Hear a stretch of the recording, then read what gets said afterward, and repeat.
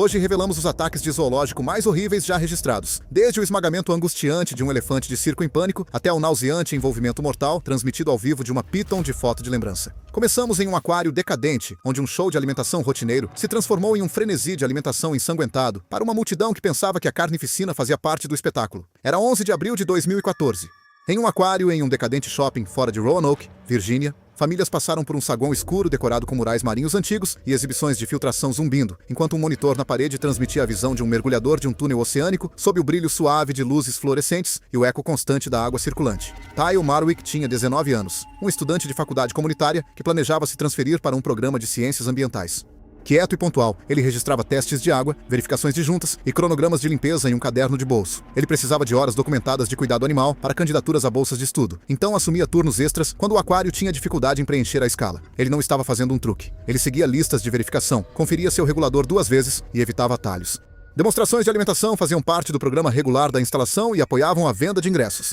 Naquela sexta-feira, a gerência agendou a tradicional apresentação de Feeding Friday no saguão. Tyle foi designado para carregar o bastão de alimentação, porque ele era o único estagiário autorizado a entrar no tanque do túnel. O túnel oceânico passava por baixo de um tanque de 200 mil galões que abrigava tubarões tigre de areia e tubarões de pontas negras do Recife. O teto de acrílico do túnel arqueava-se acima como um corredor subaquático. Os tubarões tigre de areia costumam nadar lentamente e toleram mergulhadores em ambientes controlados, mas têm um reflexo de ataque rápido quando expostos a óleo de peixe concentrado, sangue ou vibração repentina a curta distância. Os tubarões de pontas negras de Recife são menores e altamente manobráveis. Durante eventos de alimentação, eles geralmente dão mordidas investigativas rápidas em águas confinadas, onde o cheiro se acumula. Antes de Tyle se preparar, a rotina já estava comprimida. O peixe usado foi cavala oleosa, escolhida por seu cheiro forte, e um supervisor instruiu-o a manter a vara de alimentação perto do corpo para visibilidade. As luvas fornecidas eram de neoprene com punho curto. Quando Tyle flexionou o pulso, abriu-se uma pequena abertura entre a luva e a manga do traje de mergulho, deixando uma faixa de pele exposta. No corredor de serviço, os funcionários notaram que os tubarões estavam circulando mais apertados do que durante os nados de rotina. Os tubarões de pontas pretas faziam curvas mais acentuadas e rajadas curtas, consistentes com a excitação pré-alimentar. Uma placa de proibido alimentar, pendurada na porta, mas a posição ainda exigia uma aproximação. Tyle verificou a flutuabilidade e desceu pela escotilha de serviço enquanto a apresentação do lobby começava. Dentro do túnel, ele nadou até a seção curva, onde os tubarões costumavam passar. Ele levantou a vara de alimentação e apresentou a cavala. Um tubarão lixa aproximou-se, boca ligeiramente aberta, enquanto seguia o cheiro e o movimento. Quando Tyle ajustou sua pegada, o peixe escorregou da vara e deslizou pela faixa exposta de pele em seu pulso. O tubarão lixa reagiu imediatamente, mordendo e dando uma mordida profunda na parte superior de seu braço, perto do bíceps. Seus longos dentes recurvados penetraram e engancharam-se no tecido mole. Tyle empurrou o focinho, e o tubarão fez uma breve sacudida lateral antes de soltar e desviar. Em questão de segundos, o sangue se dispersou na água ao redor. Enquanto Tyle tentava se reorientar e dar um chute para trás, o tubarão tigre de areia virou abruptamente e fez um segundo ataque para cima, mais próximo do ombro. A nova mordida torceu seu torso e prejudicou a função do braço. A presença de sangue intensificou a atividade no tanque. Tubarões de Recife de Ponta Negra aceleraram em órbitas mais apertadas e deram mordidas rápidas de contato nas pernas e quadris dele. Cada contato durou apenas um momento antes dos tubarões se afastarem, mas passagens repetidas o desestabilizaram. Testemunhas relataram posteriormente que a água ficou turva rapidamente ao redor da parte superior do corpo dele. Tyle tentou dar um chute para trás em direção à escada de serviço, mas a propulsão estava desigual. Um tubarão de pontas negras atacou a nadadeira dele, deslocando-a um pouco e reduzindo a propulsão. Outra mordida rápida atingiu sua coxa antes do tubarão se afastar. Nenhum dos tubarões de pontas negras manteve contato prolongado, mas os ataques repetidos o desequilibraram. Ele puxou os joelhos para cima e subiu em direção à superfície de acrílico, fazendo contato forte com o teto do túnel. Ele tentou uma manobra defensiva empurrando o bastão de alimentação em direção ao tubarão tigre da areia durante a próxima investida, mas o bastão escapou. O tubarão passou perto novamente, forçando-o a desviar e perturbando ainda mais seu ritmo de respiração. Durante a luta, seu regulador saiu da boca. Ele estendeu a mão livre para recolocá-lo, mas o movimento expôs seu corpo inferior a passagens rápidas adicionais dos tubarões de ponta preta. A água ficou cada vez mais opaca, com sangue e turbulência. A equipe no corredor de serviço perdeu a visibilidade clara através do acrílico. No saguão, o monitor mostrou movimento errático e bolhas antes de o sinal ser cortado. Um atendente de bilheteria ativou o sinal de emergência e um supervisor ligou para o 911 logo depois. 2 membros da equipe entraram pelo alçapão de serviço com uma linha de resgate e encontraram Tyle sem resposta. A extração pela abertura estreita foi atrasada por seu equipamento. O resgate de bombeiros e a EMS chegaram dentro de minutos após o despacho. Tyle estava sem pulso e com sangramento grave no braço superior. O suporte avançado de vida foi iniciado, mas a circulação não foi restabelecida e ele foi declarado morto pouco depois. O legista determinou que a causa da morte foi exsanguinação de uma grande mordida de tubarão no braço superior, com afogamento como fator contribuinte. Mordidas secundárias nas pernas foram documentadas, consistentes com alimentação oportunista em água contaminada com sangue. O aquário fechou temporariamente. Investigadores citaram manipulação de iscas em proximidade próxima, pele exposta na interface das luvas e pessoal inadequado durante a demonstração de alimentação ao vivo. As alimentações por mergulhadores foram permanentemente descontinuadas. A exibição foi convertida para uma vitrine sem contato, e vários tubarões foram transferidos para instalações credenciadas. O caso é citado em revisões de segurança como uma falha de evento de alimentação evitável. Em Roanoke, uma lista de verificação de rotina colocou um estagiário treinado a centímetros de alimentar predadores condicionados. 2 anos depois, no interior do Missouri, uma menina de 7 anos, subindo uma rampa de madeira em direção a um elefante de 4.000 kg, revelaria quão rapidamente outra atração controlada pode falhar quando proximidade e estímulo se alinham.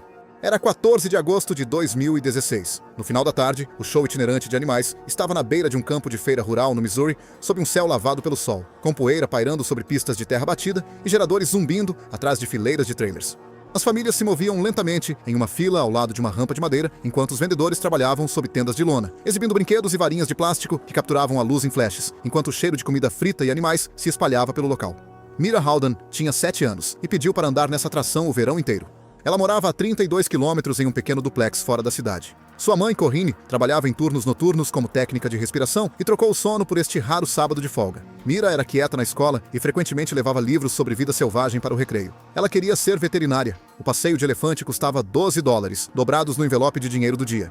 Era para ser uma rápida volta ao redor de um oval de terra, uma foto e limonada antes do julgamento do gado. O show anunciava o elefante como aposentado e manso. O tratador, um homem na casa dos 40 com anos de experiência em exposições itinerantes, controlava a corda guia e carregava um gancho de elefante. O segundo observador era um adolescente temporário, contratado para o fim de semana, com experiência mínima em animais de grande porte. A rampa de carga estava ao lado de uma tenda de vendedor que vendia brinquedos giratórios piscantes e varinhas iluminadas. Não havia uma zona de proteção obrigatória entre a rampa e as mesas dos vendedores. Apenas uma corda que cedia à medida que as pessoas se aproximavam. O parque de exposições era plano e ensolarado, com poeira no ar e geradores zumbindo sob o cheiro de comida frita. Elefantes asiáticos normalmente pesam entre 6.000 e 12.000 libras e medem entre 8 e 10 pés de altura no ombro. Mesmo em cativeiro, eles mantêm fortes respostas de sobressalto e podem reagir defensivamente a luzes, ruídos ou pressão repentina perto da cabeça. Sinais de agitação podem incluir mudanças na posição das orelhas, enrijecimento da cauda e hesitação antes de seguir comandos.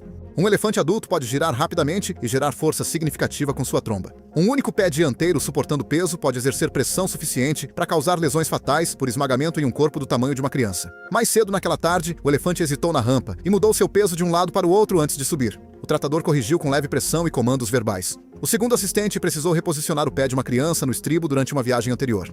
Um oficial de segurança da feira lembrou a equipe de manter o caminho livre, mas a barreira de corda permaneceu solta. Corinne, mais tarde, disse aos investigadores que notou as orelhas do elefante ligeiramente para trás, enquanto Mira subia os degraus de madeira. O tratador prendeu a alça da cintura e sinalizou para o passeio começar. Mira sentou-se ereta no banco acolchoado fixado nas costas do elefante. O tratador andava na frente do animal, segurando a corda guia. Ao passarem pela tenda do vendedor, um brinquedo de luz piscou rapidamente na altura do peito. Outra criança levantou uma varinha giratória perto da linha dos olhos do elefante. O elefante parou abruptamente. Seus ombros se ergueram e os músculos ao longo de suas costas se tensionaram. O treinador se aproximou e deu uma dica de redirecionamento. O banco balançou. Mira se mexeu contra a alça. O elefante girou bruscamente em direção à rampa. O tratador estendeu a mão para estabilizar a curva. A tromba levantou e caiu em um arco rápido. Testemunhas descreveram um movimento varrendo que atingiu Mira na parte superior do corpo. A tromba se enrolou parcialmente ao redor de seu torso e a levantou do banco. Ela caiu de vários metros, atingindo o solo compacto ao lado da rampa. Sua cabeça e o ombro direito fizeram um primeiro contato. Ela não gritou após o impacto. O elefante avançou imediatamente, consistente com um impulso para frente. Sua pata dianteira esquerda desceu onde Mira estava deitada. Todo o peso foi transferido através do membro enquanto o tratador puxava com força a corda guia. A compressão era visível na maneira como a terra se compactava sob o pé. O segundo observador se aproximou, mas recuou quando o elefante se mexeu novamente. O tratador aplicou pressão atrás da orelha com um gancho enquanto dava comandos. O elefante torceu a cabeça em resposta ao barulho da multidão. Uma buzina de ar soou nas proximidades, assustando-o e fazendo-o dar meio passo para o lado. Durante a mudança, uma perna traseira roçou o corpo inferior de Mira, enquanto o animal ajustava sua posição. Poeira subiu ao redor da rampa, enquanto o tratador guiava o elefante para trás, mantendo a tensão na corda até que o espaço se abrisse. Uma testemunha chamou 911 em segundos. Um delegado chegou logo depois e afastou os espectadores. O serviço de emergência chegou à rampa minutos depois. Mira não tinha pulso ou respiração espontânea, e a reanimação foi encerrada no local com controle médico. O legista considerou a morte acidental devido à força contundente massiva e trauma por esmagamento, incluindo lesão grave na cabeça, fraturas nas costelas, contusões pulmonares e hemorragia interna consistente com compressão por um grande mamífero. Veículos locais relataram brevemente. O operador suspendeu os passeios e deixou o circuito de feiras em poucas semanas, e o condado suspendeu a licença. Os investigadores citaram a falta de um perímetro de montagem controlado, separação inadequada de dispositivos de flash e a ausência de um segundo tratador treinado nas proximidades. O elefante foi transferido para um santuário em Oklahoma após a revogação da licença. Em uma tarde de verão no interior do Missouri, um passeio de $12 terminou sob o peso de 6 toneladas de músculo. 3 anos antes, na ensolarada Geórgia, um parque de répteis à beira da estrada seria igualmente implacável quando um pai de 32 anos pisou em um tapete com uma piton de 6 metros sobre os ombros. Era 22 de junho de 2013. O calor da tarde pressionava o parque de répteis local fora de Tifton, Geórgia, onde as cigarras zumbiam sobre os caminhos de cascalho e o ar dentro do pavilhão de répteis aberto estava carregado de umidade e o cheiro azedo de palha úmida. Debaixo de um telhado metálico ondulado, uma placa pintada à mão anunciava uma sessão de fotos com uma piton por $20. E os visitantes faziam fila ao longo de uma barreira de madeira à altura da cintura, enquanto a maior cobra do parque estava enrolada no concreto aquecido pelo sol. Darian Klein tinha 32 anos, um rapaz de inventário de armazém da Pensilvânia Oriental, conhecido por sua precisão calma. Ele fazia contagens, corrigia erros e evitava drama quando os cronogramas atrasavam. Em casa, ele mantinha rotinas constantes, madrugadas, churrascos de fim de semana e registrava pequenos momentos em família, para que seus filhos se lembrassem de que ele estava presente. A parada não foi um passeio. Darian e sua esposa, Maren, estavam dirigindo para o sul para visitar parentes e pararam para dividir a viagem. Os filhos deles, de 6 e 8 anos, eram obcecados por répteis, e o parque anunciava fotos com uma cobra gigante. Darian queria um rápido momento para seus filhos, depois voltar para a estrada. O parque era plano e ensolarado, e o poço de pitons ficava em uma baía de concreto sombreada. Pitons reticuladas são constritoras não venenosas que se ancoram com dentes recurvados e depois envolvem suas voltas, que apertam com o movimento e a respiração. Adultos grandes podem ultrapassar 5 a 6 metros e pesar mais de 90 quilos. As orientações do setor recomendam pelo menos um tratador experiente para cada 8 a 10 pés de cobra durante o contato com o público. Regras foram postadas em um quadro desbotado. Fique no tapete marcado, sem ruídos repentinos, mantenha as mãos longe da cabeça e não puxe o animal. Uma nota menor mencionava vários manipuladores para grandes constritores, mas a estação estava sendo operada por um adolescente.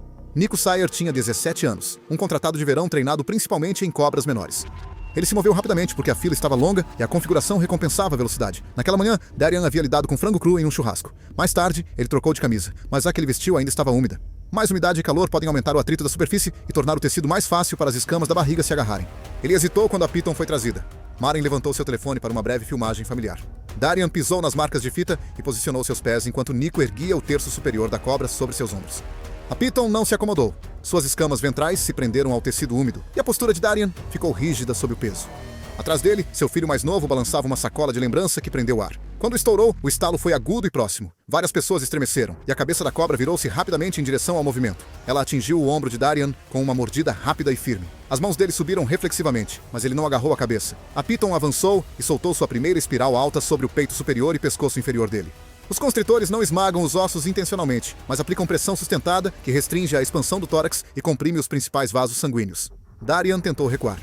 O movimento deu à cobra a alavancagem. A espiral apertou a cada inalação e um segundo laço se empilhou sobre suas costelas. Nico se preparou e tentou soltar a espiral, mas a massa e o atrito da cobra derrotaram a força de uma pessoa. As pessoas ouviram respiração rápida, sapatos raspando e o som seco das escamas no tecido. A pressão alterou a respiração de Darian primeiro.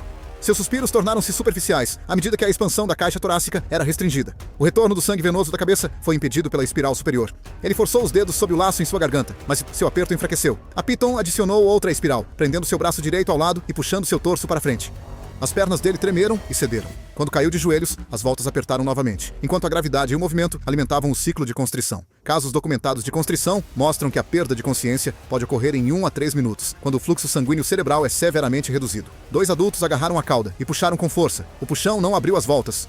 Ele espalhou força pelo torso de Darian e manteve a cabeça ancorada. Nico correu em busca de um gancho e voltou, ainda sem um segundo manipulador dedicado ao controle da cabeça. Darian parou de lutar. A compressão em torno de seu peito eliminou a respiração visível e seu corpo relaxou. A piton manteve a pressão em pulsos musculares controlados, típicos de constrição pós-ataque. Quando o outro trabalhador chegou à baía, Darian estava inerte. As bobinas ainda enrolavam-se em torno do seu torso e pescoço. Maren ligou para a emergência em menos de 1 minuto após o primeiro fechamento completo. Um funcionário do parque confirmou o endereço e o marco da rodovia, enquanto a equipe retirava os visitantes da passarela. Nico e outro trabalhador seguraram a cabeça da piton e começaram a desenrolar as voltas em sequência, começando pela cauda. O atendimento médico de emergência rural chegou ao portão em minutos e chegou ao local pouco depois. Darian estava inconsciente, sem pulso e sem respirar. Suporte avançado de vida foi iniciado. mas nenhuma circulação espontânea retornou. O legista determinou a causa da morte como asfixia por constrição, citando compressão do tórax e pescoço que impediu a ventilação e restringiu o fluxo sanguíneo cerebral. Perfurações no ombro e hematomas padronizados corresponderam à colocação do implante. A maneira foi acidental. Os inspetores citaram o manejo por uma única pessoa de um grande constritor e a falta de um protocolo escrito de liberação de emergência. Titan foi apreendido e transferido para uma instalação licenciada. O parque fechou dentro do ano. Um homem confiou em um encontro controlado com um enorme constrictor e pagou por isso sob luzes de concreto brilhantes. 5 anos depois, dentro de um pavilhão com ar-condicionado no sul da Flórida, a viagem anual de uma família cautelosa se desenrolaria sobre uma folha de vidro laminado e um crocodilo esperando por baixo dela. Era 14 de julho de 2018, dentro de um pavilhão climatizado de crocodilos em um parque de vida selvagem operado por particulares no sul da Flórida. O ar filtrado circulava pelo espaço fechado, enquanto as luzes acima refletiam nos painéis de vidro laminado embutidos em uma passarela com estrutura de aço. Sob o chão transparente, uma piscina retangular continha água com tom esverdeado, ladeada por paredes de concreto e um canal de filtração rebaixado onde grandes crocodilos americanos deslizavam pelo fundo. Visitantes paravam ao longo da passarela para olhar através dos painéis, seus passos ecoando dentro da estrutura selada. Emil Sato tinha 2 anos, visitando o parque com seus pais, Ren e Lila. Ren era um mecânico de aeronaves conhecido por documentar pequenos defeitos antes que se tornassem problemas maiores. Lila trabalhava como assistente dentária. Eles não viajavam com frequência. O parque, promovido como uma experiência de vida selvagem de luxo, era a viagem anual deles antes de Emil começar a pré-escola. Eles escolheram o pavilhão de crocodilos porque era climatizado e sombreado. Ren tinha apontado o vidro laminado sob os pés, observando sua clareza. Emil havia aprendido recentemente a engatinhar rapidamente. A passarela acima da piscina fazia os visitantes pararem enquanto as crianças se ajoelhavam para olhar os animais abaixo. A exposição usava painéis de vidro laminado grosso, assentados dentro de uma grade de suporte de aço e selados com silicone industrial. De acordo com registros posteriores, os painéis foram avaliados para cargas padrão de pedestres com redundância embutida, típico de instalações públicas para a vida selvagem. Em condições normais, não se esperaria que a delaminação superficial causasse perda repentina de painéis sem falhas adicionais contribuintes. Os crocodilos alojados lá eram americanos, geralmente de 3 a 4 metros de comprimento. Eles são predadores de emboscada que podem reagir rapidamente a distúrbios na superfície. Registros de manutenção, posteriormente, mostraram que pequenas fissuras no laminado foram observadas ao longo de uma junta de painel semanas antes. A condição foi documentada como cosmética e programada para monitoramento de rotina em vez de substituição imediata. A equipe também movia rotineiramente um carrinho de suprimentos de rodas estreitas pelo caminho para reabastecer materiais de limpeza. Embora permitido, as rodas duras do carrinho concentravam a carga de forma mais estreita do que o tráfego de pedestres. Naquela tarde, Emil rastejou em direção à junta onde 2 painéis se encontravam. Ren e Lila estavam alguns passos atrás. Um funcionário empurrou o carrinho de suprimentos pela passarela atrás deles. Uma roda atingiu uma pequena saliência na junta, produzindo um clique agudo que ressoou pelo vidro. Testemunhas mais tarde confirmaram ter ouvido o som pouco antes de rachaduras visíveis se espalharem pela camada superior. O painel não falhou imediatamente, mas começou a se curvar para baixo, sob a carga combinada do carrinho e de vários adultos que se aproximaram da criança. A rede de fraturas se expandiu pelo painel. À medida que o vidro se curvava, a integridade da camada intermediária se degradou na interface da junção. Sob estresse concentrado na borda do painel, as camadas estruturais restantes cederam. Um canto caiu primeiro, seguido por um colapso parcial do painel na piscina. Emil caiu com um único splash, ao lado de fragmentos de vidro laminado. A água quebrou e se achatou. Em segundos, um dos crocodilos maiores virou bruscamente em direção ao distúrbio. Os funcionários mais tarde afirmaram que o animal estava descansando perto da parede distante antes de submergir e acelerar para frente. Cobriu a distância em um movimento direto impulsionado pela cauda. Suas mandíbulas fecharam-se sobre a criança em águas rasas. Não houve luta prolongada na superfície. O crocodilo fez um movimento rotacional curto para garantir sua pegada. Depois, se dirigiu para o bueiro de filtração rebaixado. Ren se aproximou da abertura, mas vidro lascado e bordas expostas da moldura cercavam a brecha. Ele estendeu a mão e sofreu um corte profundo no braço por conta de um caco. Lila gritou por ajuda enquanto visitantes próximos os puxavam para longe do painel quebrado. Um cuidador acionou o alarme de emergência montado na parede. Portas automáticas fecharam-se para evitar a entrada de mais visitantes. Outro funcionário pegou uma vara de controle e posicionou-se perto da linha d'água, mas não entrou, conforme o protocolo que proíbe a entrada na água com um crocodilo solto. Várias chamadas para o 192 foram feitas em segundos. A segurança do parque enviou um médico no local em 2 minutos, e unidades de resgate do Corpo de Bombeiros chegaram logo depois. Os socorristas estabeleceram um perímetro, enquanto a equipe iniciou procedimentos internos de portão para isolar os animais. O crocodilo permaneceu parcialmente dentro do bueiro, atrasando a entrada segura na piscina. Após o animal ser contido atrás de uma barreira interna, os socorristas entraram na água e retiraram Emil da área do bueiro. Os paramédicos começaram a reanimação no chão do pavilhão, mas ele não mostrou sinais de respiração ou pulso. O legista declarou que a causa da morte foram ferimentos traumáticos consistentes com uma mordida de crocodilo, seguido de afogamento após rápida submersão. O padrão de ferimentos correspondeu a um único aperto e arrasto em água rasa. Inspetores estaduais mais tarde determinaram que a falha envolveu deficiências de manutenção e gestão de carga, incluindo atraso na substituição de painéis e controles inadequados sobre tráfego concentrado de rodas em uma vulnerabilidade de costura conhecida. A instalação foi citada e multada. Processos civis foram movidos e resolvidos de forma privada. O pavilhão dos crocodilos fechou permanentemente e a passarela de vidro foi removida. Em 2 anos, o parque perdeu seu status de licenciamento premium e encerrou os expositores de contato com animais sob pressão regulatória.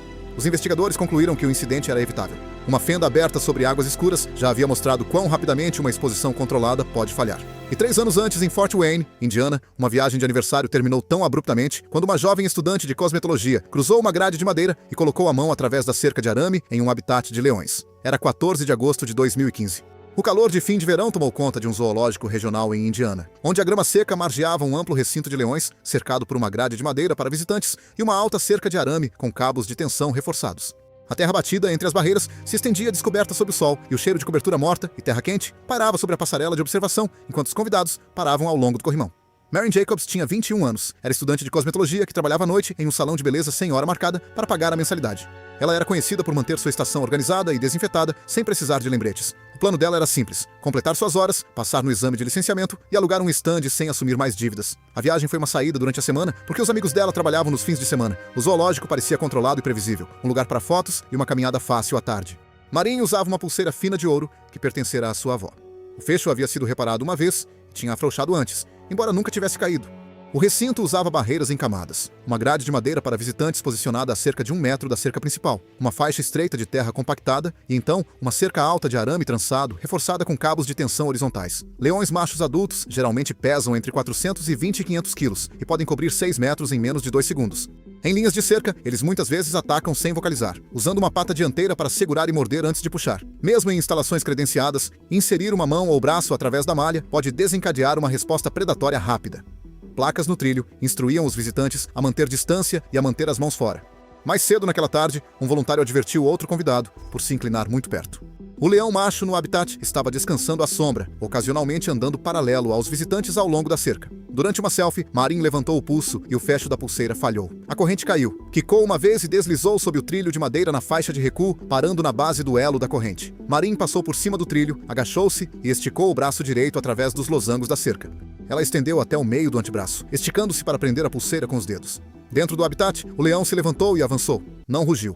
Fechou a distância em um impulso direto, cabeça baixa e ombros engajados. O impacto ocorreu na linha da cerca.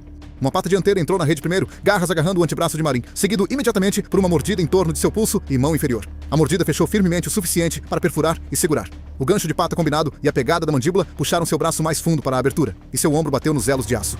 Marian tentou puxar para trás. O ângulo de seu braço através da malha de diamante fez com que seu braço superior girasse e se encaixasse, pressionando seu ombro contra a cerca. O leão se apoiou nas patas traseiras e puxou em surtos curtos. Cada movimento a arrastava vários centímetros para frente, raspando seu antebraço contra o metal e forçando seu peito superior contra o trilho de madeira. Testemunhas descreveram mais tarde sua respiração, alternando entre gritos e arfar. Seus amigos agarraram seu cinto e camisa e puxaram na direção oposta. A contraforça levantou seu tronco enquanto seu braço permaneceu preso, aumentando a torção do ombro e pressionando seu peito e pescoço contra o corrimão. O leão subiu mais no antebraço e puxou novamente. Repetidos reforços e puxões causaram rasgos profundos nos músculos e vasos maiores. Sangue se acumulou embaixo da cerca. Um hóspede próximo alertou a equipe, enquanto o outro ligou para o 190 cerca de 1 minuto após o primeiro golpe. A segurança do zoológico chegou em 2 a 3 minutos e evacuou os visitantes. Um tratador disparou uma buzina de ar perto da cerca. O leão se assustou, mas manteve a mordida. Uma segunda rajada de um extintor de incêndio espalhou pó pela rede. O leão foi solto brevemente. Depois, foi reengajado quando o braço de Marian se moveu enquanto outros puxavam. Outro tratador moveu-se para um portão interno para atrair o leão em direção a uma área de contenção usando comida. Um processo que exigia posicionamento protegido e não podia ser imediato. Fora do habitat, a segurança usou cortadores de parafuso para remover uma seção da cerca de arame perto do ombro de Marian. Quando o leão foi liberado sob dissuasão combinada e sinais de mudança, a equipe a puxou pela abertura e abaixou na passarela de concreto. A equipe de emergência chegou em minutos após a chamada. Marian estava inconsciente, com hemorragia grave no antebraço direito e sinais de compressão no tórax e pescoço, devido à pressão contínua contra a cerca e o corrimão. Iniciou-se o manejo avançado das vias aéreas e a RCP. Apesar da ressuscitação com fluidos e dos esforços contínuos, a circulação espontânea não retornou. O legista determinou que a causa da morte foi exsanguinação, devido à lesão vascular traumática no antebraço direito sofrida em um ataque de leão, com trauma contuso contributivo no peito e pescoço. A causa da morte foi considerada acidental. Os investigadores revisaram o espaçamento das barreiras e a distância de recuo. O zoológico instalou uma barreira secundária de malha fina. estendeu a faixa de recuo para além de 6 pés e revisou os protocolos de posicionamento da equipe. Nenhuma acusação criminal foi feita. Obrigado por assistir. Se você gostou deste vídeo, clique aqui.